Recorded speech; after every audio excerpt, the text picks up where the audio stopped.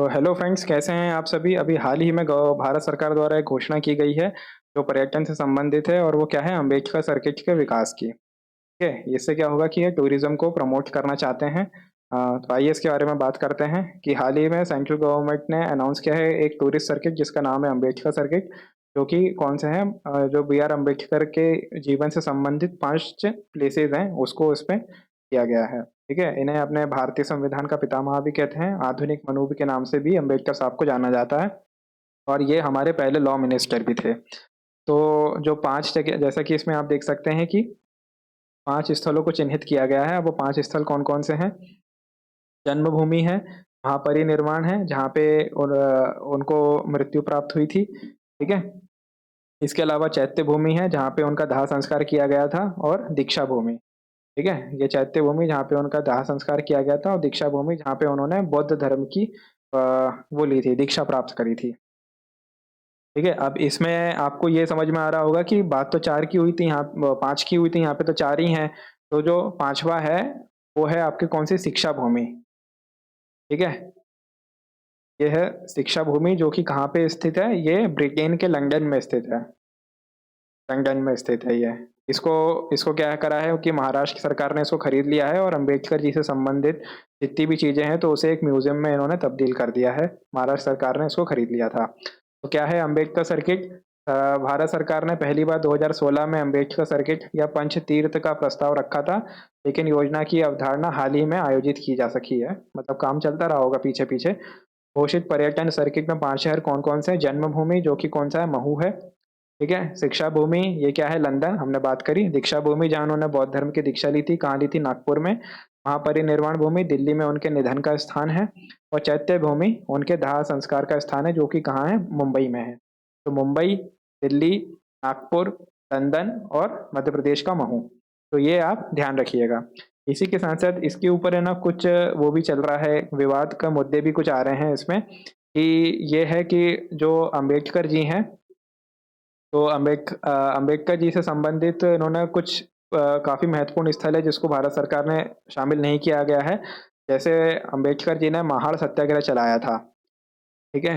जो कि दलितों से संबंधित था, और महाड़ सत्याग्रह कहाँ पे हुआ था? ये महाराष्ट्र के रायगढ़ डिस्ट्रिक्ट में हुआ था। ठीक है? तो उसको भारत सरकार द्वारा शामिल नहीं किया गया है। ठीक है? इसके अलावा पूना है।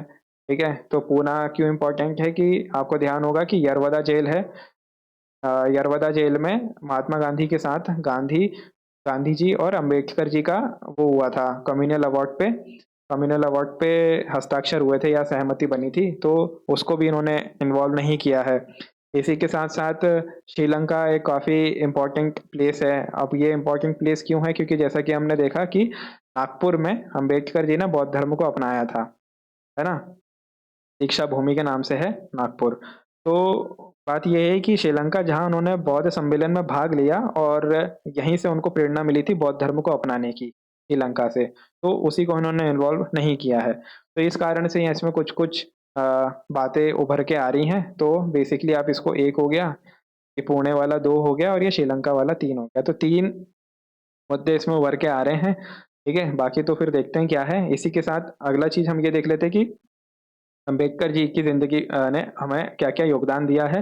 तो 3 स्तरों पे देख सकते हैं, जर्नलिज़्म में, बुक्स में और ऑर्गेनाइज़ेशन में। ठीक है? इसके साथ ही साथ आप जो एक अलग से पॉइंट कौन-सा बना सकते हैं, सत्याग्रह का बना सकते हैं, जो ये क्या बोलते हैं, अम्बेडकर जी द्वारा किया गया था, है ना? जैसे कि एक महाड़ सत्याग्रह हो गया, ठीक है? कोल्हापुर में भी एक इन्होंने सत्याग्रह किया था, मंदिर प्रवेश आंदोलन को लेकर के। पुणे में पुणे वाला तो ख़ैर यरवदा जेल का हो गया, ठीक है? तो जर्नलिज़्म यानी कि पत्रिकाएँ इन्होंने कौन-कौन सी निकाली थी? एक मूक नायक हो गया, बहिष्कृत भारत हो गया, समानता हो गई, है ना? समानता है ये, और जनता, ठीक है? ईयर आप वग़ैरह ध्यान रखिएगा कि कौन से ईयर में कौन-सा है। पुस्तकें भी इन्होंने काफ़ी लिखी हैं, जाति का विनाश, बुद्ध या कार्ल मार्क्स, अछूत कौन थे और क्यों बन गए अछूत, बुद्ध और उनका धम्म, अ, हिंदू महिला का उत्थान और पतन। संगठन भी इन्होंने बनाए, संगठन कौन-कौन से? जैसे बहिष्कृत हितकारिणी सभा, इसमें 1924 भी ध्यान रखिएगा, ठीक है? 1924 भी कइयों बार देखने को मिलता है। इंडिपेंडेंट लेबर पार्टी और अनुसूचित जाति संघ, 1942, 1936। इंडिपेंडेंट लेबर पार्टी 1936, अनुसूचित जाति संघ 1942, और 1942 में भारत में क्या चल रहा था, भारत छोड़ो आंदोलन। ठीक है, तो ये था वो सॉरी अंबेडकर जी का कंट्रीब्यूशन। और अंबेडकर सर्किट क्या है, ये मध्य प्रदेश के करंट अफेयर के लिए भी काफ़ी इंपॉर्टेंट होता है। और जो हमारा मेंस है, तो मेंस में भी ये 3 नंबर में अंबेडकर सर्किट के नाम से ही कभी भी आपको प्रश्न देखने को मिल सकता है। ठीक है, आशा करता हूँ आपका लेक्चर अच्छा लगा होगा। Thank you.